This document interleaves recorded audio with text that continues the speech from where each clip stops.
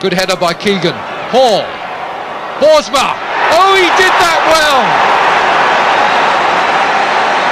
Virtually Brian Hall's first touch of the game makes the goal. Through ball for Boersma. That was a lovely turn by Boersma and a fine shot too. 1-0 for Liverpool. Phil Boersma. He played when it was harder to be seen, when legend stood in front of you and silence was the only way to stay useful. Phil Boersma knew his place. He didn't fight the spotlight, he fed it. Shankly trusted him. Paisley used him. Souness never left without him. He scored in Europe before Liverpool knew what Europe meant. He started seasons on fire and ended them off the team sheet. He gave years to the club, won medals, waited quietly behind Keegan, behind Toshak, behind Fairclough. And when his name was called, he delivered. Then he disappeared. No chant, no tribute, no final game. Just one more man the machine forgot. But look closer and you'll find his fingerprints on everything. On the goals, on the trophies, on the teams that came after. This is not a comeback, it's a correction. Phil Boersma, the forgotten flame that kept Liverpool burning. Subscribe if you believe some men deserve to be remembered before they're gone completely. He was born on 24 September 1949 in the streets of Kirkby, just outside Liverpool, a working-class town, a boy with a Dutch name, but every heartbeat red. There were no scouts chasing him, no promises, just raw ability and a calmness that never looked desperate. In 1968, at 18 years old, Liverpool gave him a contract. Shankly had seen something, not a star, but a tool he could sharpen. Boersma turned pro in September 1968. He didn't debut right away, he trained, he waited, and when the call came, he didn't blink. 24 September 1969, exactly 1 year later, Boersma made his debut in the League Cup against Manchester City at Main Road. Liverpool lost 3-2, but the number on Boersma's back finally meant something. He wasn't gifted pace, he wasn't built like Toshak, but he understood movement. He could score, and he never stopped running. He wasn't there to dazzle, he was there to contribute. A Shankly player to the bone. In training, he was relentless. In matches, he was humble. And in the background, he was already earning trust. At Liverpool, every young player had to wait. Boersma understood that. But waiting doesn't mean standing still. He trained like every session could be the one that kept him in the room. Shankly was watching. Always. In 1970, Boersma was sent to Wrexham on loan. 7 matches, no goals. But that wasn't the point. It was pressure, it was muscle. It was the proving ground before Anfield opened its door again. He returned sharper, still quiet, still overlooked. But there was a shift. Shankly began to trust him in Europe, and that trust came with weight. In early European matches, Boersma began to show something else. Positional intelligence, late runs, composure. He was never as explosive as Keegan, never as tall as Toshak, but he had timing. And in a team that ran on systems, timing was everything. He started playing deeper, started finishing moves instead of watching them, and by 1972, he was no longer just another squad name. He was the man Shankly turned to, when everyone else was marked. Not a star, but useful. And Shankly built dynasties out of useful. Liverpool were rising again, and Boersma, quietly, was rising with them. This was Shankly's final masterpiece, the season of Keegan and Toshak, of Emlyn Hughes, of silverware, long overdue. But look between the headlines, and you'll find Boersma scoring when it counted. During the 1972-73 campaign, he played regularly in the title run, appearing in around 14-19 league matches and scoring 7 league goals that season. Often from the bench, rarely in rhythm, but always there. He ran behind Keegan, held space for Highway, filled gaps no one else wanted. In Europe, he stepped forward again. 4 goals in the UEFA Cup run, none bigger than the one that sent Dynamo Dresden home. Liverpool marched through to their first ever European final, and Boersma was part of it.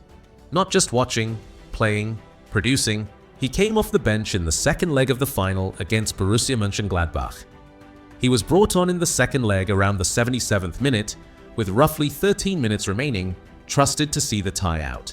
When the whistle blew, Liverpool were UEFA Cup champions. The first time. The foundation of everything that would follow. No Boersma on the podium, no quotes in the papers. But his boots had done the job. It should have been the start of something permanent. It felt like it was. But in football, even your best season can be forgotten by the next one. Before the nickname belonged to anyone, Boersma was already living it. No posters, no slogans, just minutes. Scattered, unpredictable, and heavy with pressure. He came on when the game stalled, when the plan wasn't working, when the crowd grew restless, and somehow, he found a way to matter. His movement was clean. No wasted sprints. He ran where defenders weren't looking, arrived before they reacted. He was the one they trusted when the stars were tired, but it didn't last. In the summer of 1974, Shankly stepped away. Bob Paisley took over, and Boersma, for a moment, burned brighter than ever. He opened 1974-75 on fire, scoring 10 goals in roughly his first 15 appearances, including a hat-trick at Anfield. He found the net during Liverpool's 11-0 demolition of Strømsgodset in Europe. One of those matches that showed his eye for goal. He was finishing teams off. And yet, as quickly as it came, it slipped. Fairclough arrived, younger, faster, hungrier. The nickname moved on. And Boersma, once again, was back in the shadows, doing the work that wouldn't make the tapes. He'd waited long enough. Through seasons on the bench, through goals with no guarantees, Boersma had earned his moment. 1974, FA Cup Final. Liverpool versus Newcastle, Wembley. He'd played in 5 matches on the way, scored, contributed, prepared. He thought he'd be there, maybe not starting, but ready on the bench. Part of the 11+1. Then the squad was announced. His name wasn't there, not starting, not on the bench, nowhere. No warning, no explanation, no goodbye. He was stunned, blindsided. I told them I never wanted to play for Liverpool again. The team won. 3 goals, trophies raised, photos taken. But Boersma was gone before the final whistle. Not physically, but something in him left that day. The silence after success is louder than the cheers. And for Boersma, Wembley was a wound that never fully closed. It wasn't just being dropped, it was being erased from a moment he helped build. The club moved forward. So did the fans, but Boersma carried that day with him, quietly, for the rest of his life. The Wembley snub never left him. But Boersma didn't complain. He just moved. In December 1975, he signed for Middlesbrough. Transfer fee, $72,000, a fresh start, a deeper role, more time on the ball, more weight on his shoulders. He joined a side built on grit, played behind the strikers, linked midfield to movement, scored 3 goals, made many more. And most importantly, he met Graeme Souness, the beginning of something that would outlast football boots. After 2 seasons, he moved again, this time to Luton Town in August 1977. 36 games, 8 goals, no headlines, but reliable as ever. Then came Swansea City, September 1978, run by his old teammate John Toshak. It felt like one more chapter, one more shirt to honor, one more climb. But football doesn't always give you the time to finish properly. In a match against Swindon Town, Boersma went in for a challenge. Bad angle, worse landing, broken ankle. It ended everything. No farewell match, no thank you. Just silence.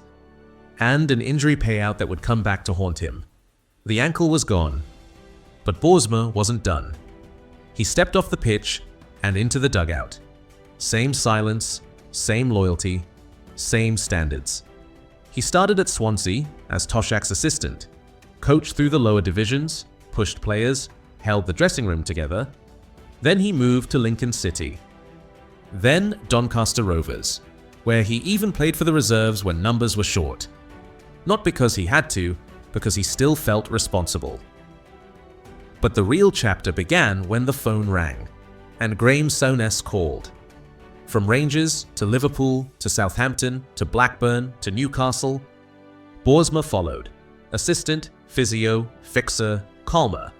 He was Souness's second shadow. Trusted with tactics, trusted with truth, trusted when no one else was. He didn't chase credit, he didn't sell stories, he did the work, then moved on.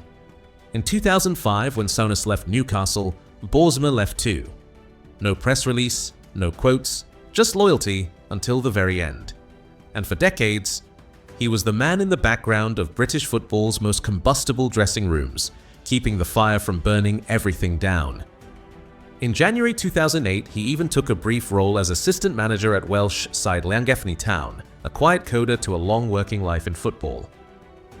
There was no farewell, no lap of honour, no banner in the stands. Phil Boersma left the game the way he lived inside it, without asking for anything.